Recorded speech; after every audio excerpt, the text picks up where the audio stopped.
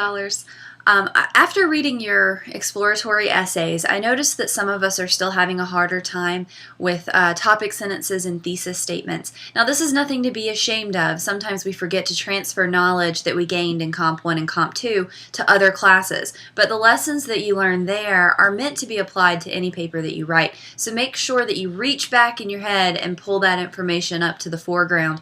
To go over some basic review of what a thesis statement, what a topic sentence should be, I've emailed you a couple of examples. So in the email where you found this link, you've got written out examples that I'm going to use in this video that you can use to follow along if you're more of a visual learner. So with the thesis statement, you need to make sure that the thesis statement shows up in the very last sentence of your introductory paragraph.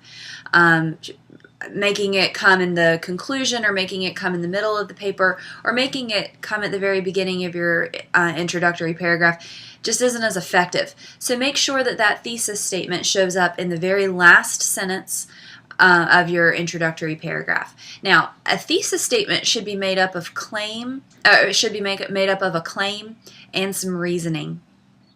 Now, the claim should be something that is argument-based, the point of the paper, the thing that you want to be looking at. And then the reasoning should serve as kind of what you're going to use to prove that claim, or what you're going to use to explore that claim.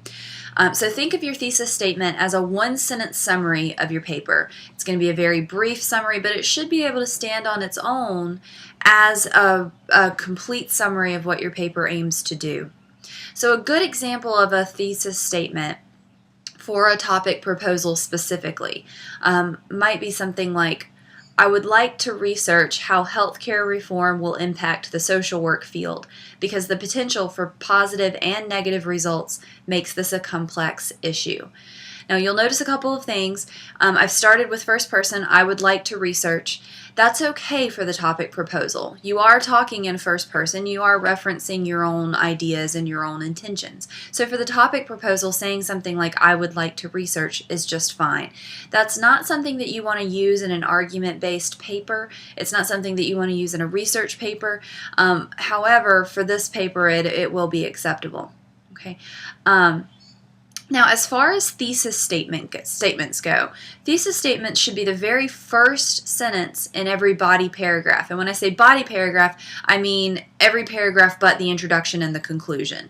Okay, so the very first sentence in every body paragraph should kind of signal to your reader what you want that paragraph to do. And they need to be argument-based. They don't need to be fact-based. And when I say that a sentence needs to be argument-based, I mean that it needs to be something that a reasonable person could disagree with you about. So a statement of fact is not going to be as effective a topic sentence as an argument-based sentence would be.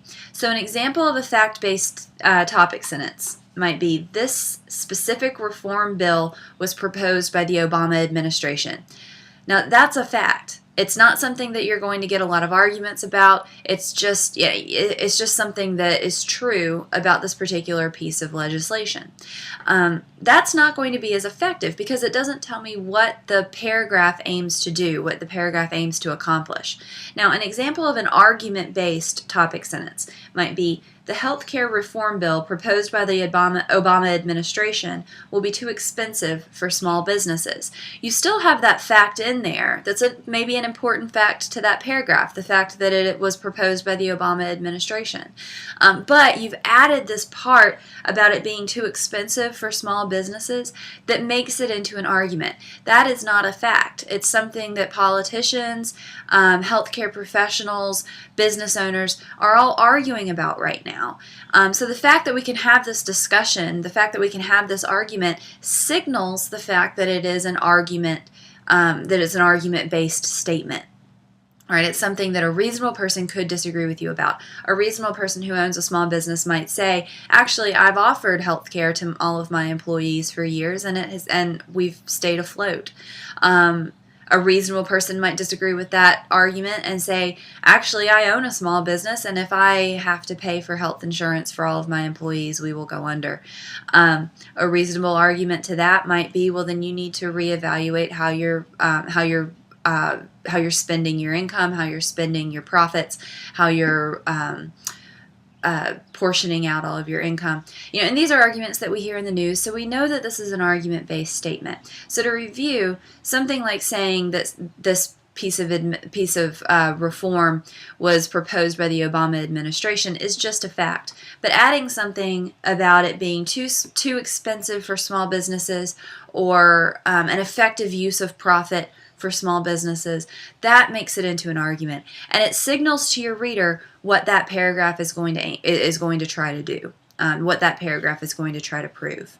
Okay, if you guys have any questions about thesis statements or topic sentences, please don't hesitate to let me know. As you move forward in the topic proposal unit, I'm also going to send out another video about arguments versus announcements, so keep your eye open for that. All right, if you've got any questions, please let me know. Otherwise, I'm really excited to see how you guys can work on your writing skills, pull those things from our past back into the present, and improve as we move towards the topic proposal.